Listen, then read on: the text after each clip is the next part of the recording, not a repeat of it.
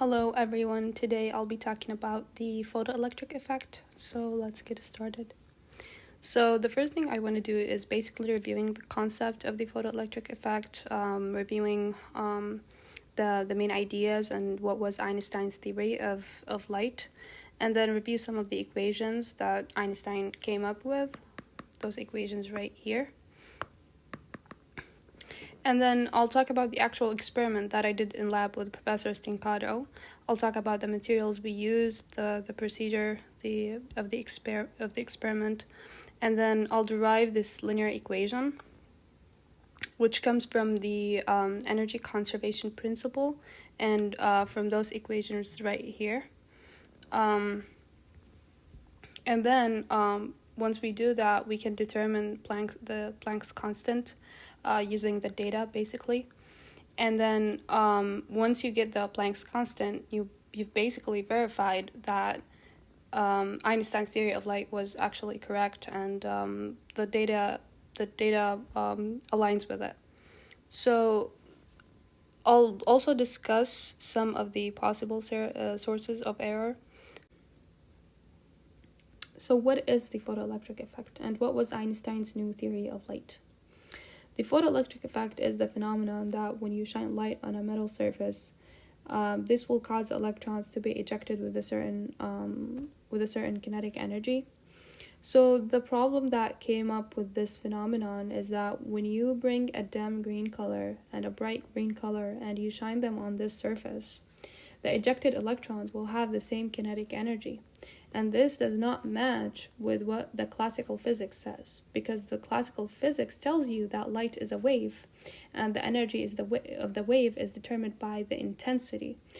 So you'll expect that, okay, if I'm sending more energy, then the electrons will be ejected with a higher kinetic energy, but that does not happen. So Einstein came up with this new theory of light, which tells you that light is emitted in packets or quanta, and each photon has the energy hf, where h is the Planck's constant and f is the frequency. And the energy of the ejected electron is the maximum kinetic energy plus the bare minimum to get out of the surface, which is the work function. So how does that solve the problem? Well, if you think about light as to be like made up of particles, then if I'm increasing the intensity, I'm just increasing the number of particles that I'm sending, right? So each photon will hit one electron, and the energy is not changed. So for the materials we need for this experiment, the first thing we need is the photoelectric effect apparatus, which is the most important thing. And this apparatus is very important, and I'll explain in a bit how it works. But the idea is that you shine light from here, and those filters that control the wavelengths, each one of them has a different wavelength, will be placed on the top right here. And we will use this lamp as a light source to send light into this aperture and be able to eject electrons. And then we will need a voltmeter that will also be connected to the apparatus. And we will need banana wires and a piece of cardboard. Okay, so this simulation will be very helpful to understand what is happening inside the apparatus, so let's take a look at it.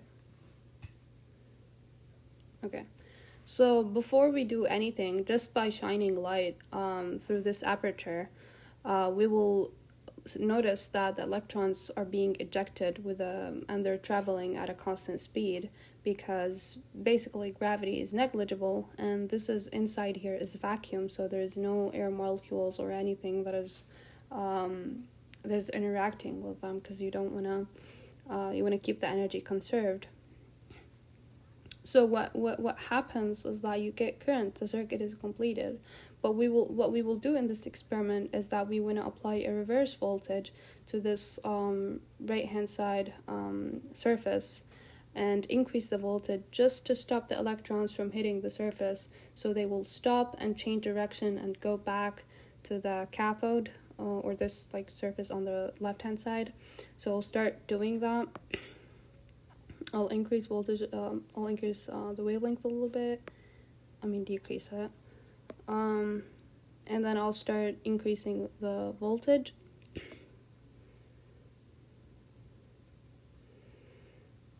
Okay, so that's kind of good.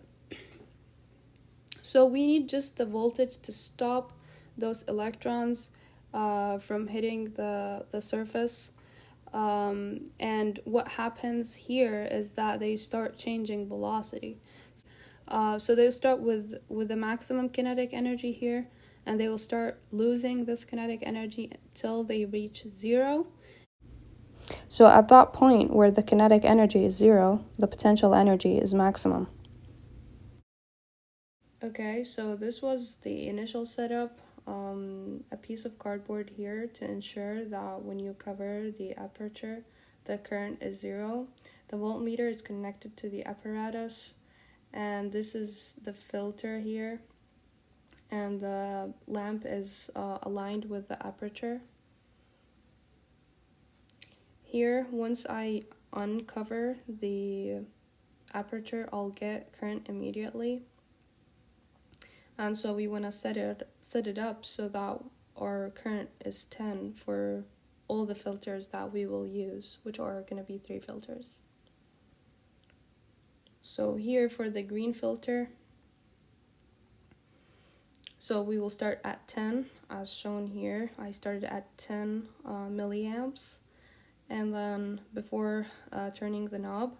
So now I'll apply the reverse voltage by turning the knob until the current is 0. That's how you get the stopping voltage. Just it's gonna be 0.556. Okay, for the blue one, exactly the same thing. Nothing changed here. And here's the voltage you get, 0.877.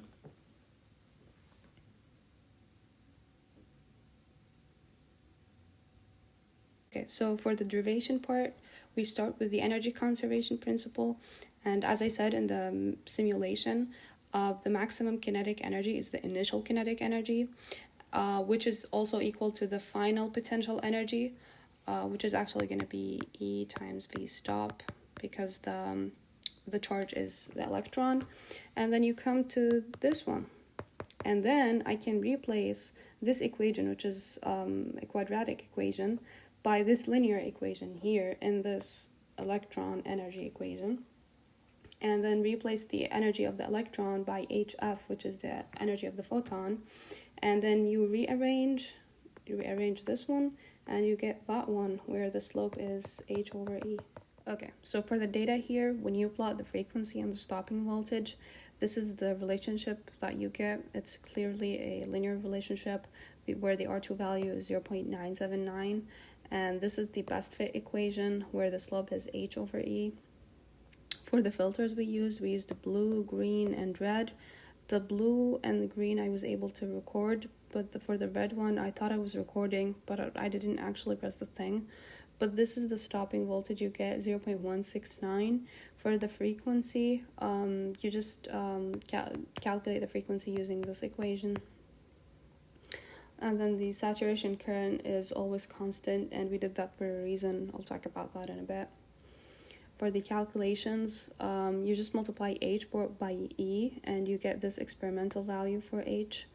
And this is the expected or the theoretical value, so they're very close.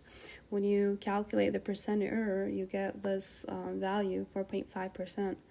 And it's, relatively low, not too bad. And again, the R2 value very close to 1. And all of that supports Einstein's theory that light could be a particle sometimes. We have seen that our data is in full agreement with Einstein's theory of light. We can say that this equation actually works, and that there is a linear relationship between kinetic energy and frequency where the slope is H. The possible sources for errors, there's uncertainty in the wavelength of the filters, inaccuracies in the measurement instruments that we use, such as the ammeter, voltmeter, the apparatus, etc., and inconsistencies in the light source. Okay, so the conclusion of this experiment, that our results were fully in agreement with Einstein's photon theory, and that light acts like a particle, not only a wave, and that only high frequency light can eject electrons no matter how bright the light is.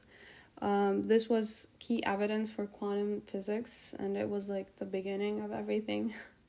And this is the reference list. Thank you so much for listening.